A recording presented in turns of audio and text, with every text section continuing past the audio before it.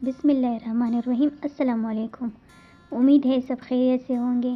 آج میں آپ لوگوں کے لیے ویجیٹیبل رول کی ریسیپی لے کر آئی ہوں۔ یہ بہت آسان اور بہت مزے کی بنتی ہے۔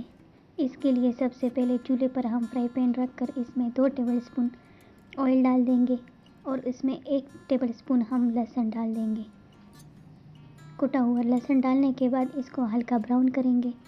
براؤن کرنے کے بعد اس میں کدوکش کی ہوئی 3 عدد گاجر میں نے ڈال دی اور اس کو 1 منٹ تک پکائیں گے، اس سے زیادہ نہیں۔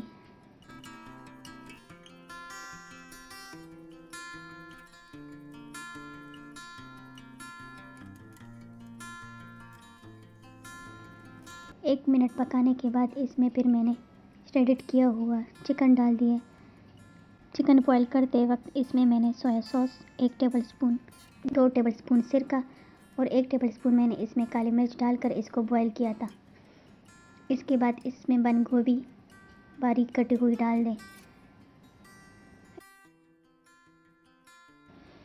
اس کے بعد اس میں لال مرچ پاؤڈر ڈال دیں 1 ٹی اسپون اور اس کے بعد سوکھا دھنیا پاؤڈر اس میں ڈال دیں 1 ٹیبل اسپون یا 2 ٹی اسپون ڈال دیں اور اس کے بعد بلیک پیپر اس میں 2 ٹیبل اسپون ڈال دیں۔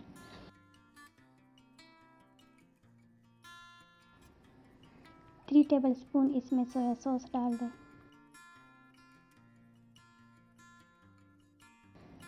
1 ٹیبل اسپون اس میں سرکہ ڈال دیں اور 1 ٹیبل اسپون اس میں نمک ڈال دیں۔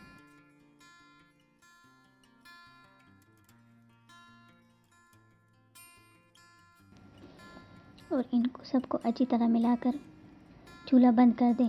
اس کو زیادہ پکانا نہیں۔ اس کے بعد اس میں شملہ مرچ کٹی ہوئی ڈال دیں 1 شملہ مرچ۔ اب ان سب کو مکس کرنے کے بعد ٹھنڈا کر لیں۔ ٹھنڈا ہونے کے بعد اس کے رول بنا لیں۔ رول کے لیے ریڈی میڈ پٹیاں میں نے لے لیے ہیں۔ ہمارے ہاں بڑے سائز میں بھی ملتی ہے، چھوٹی سائز میں بھی۔ یہ میں نے چھوٹے سائز کے رول پٹی لی ہے۔ اس کے لیے سب سے پہلے پٹی کو رکھ کر اس کے کونے میں سارا مکسچر ڈال دیں اور اس کے سائڈوں پہ لئی لگا لیں۔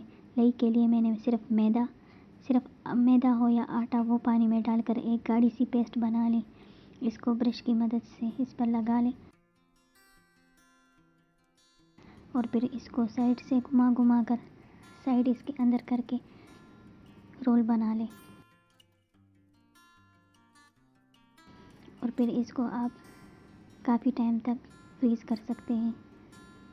اب دوسری طرف اس کو تلنے کے لیے سب سے پہلے آئل کو گرم کر لیں۔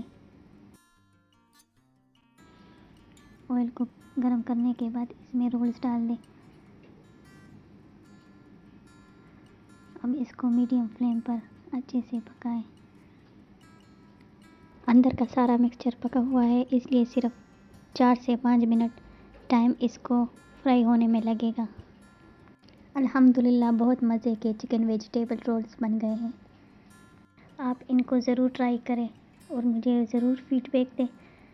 اگر آپ کو میری یہ ریسیپی اچھی لگے تو لائک کیجیے، سبسکرائب کیجیے اور لازمی شیئر کیجیے۔ اللہ حافظ۔